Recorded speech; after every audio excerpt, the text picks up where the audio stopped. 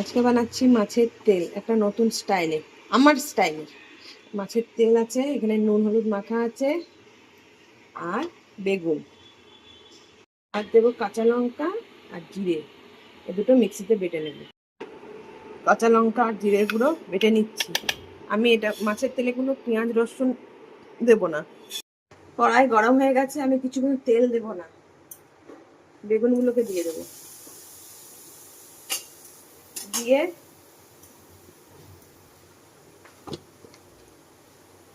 একটুখানি নুন,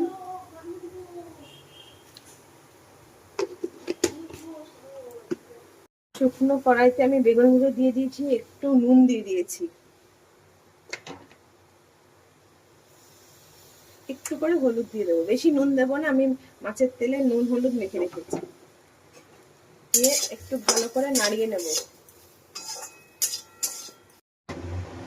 এটা একটু নাড়িয়ে নিয়েছি।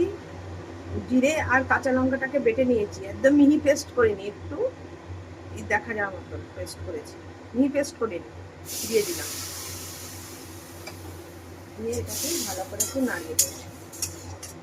জলগুলো একটু ফুটে এসছে, জিরে আর কাঁচা লঙ্কা মিক্সি দিয়ে যে জলটা দিয়েছি, জলটা ফুটে এসছে। এখন মাছের তেলগুলো দিয়ে দেবো।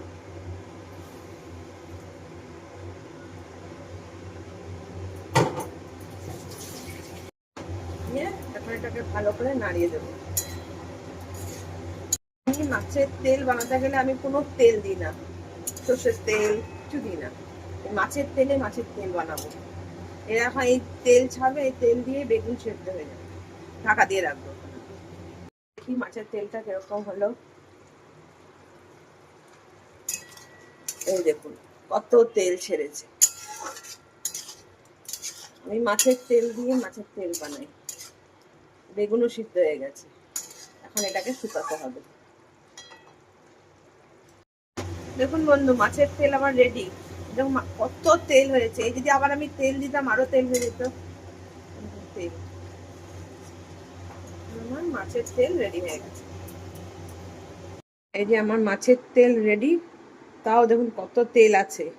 আর এই যে এগুলো আমি ফেলে দিচ্ছি, এই তেলগুলো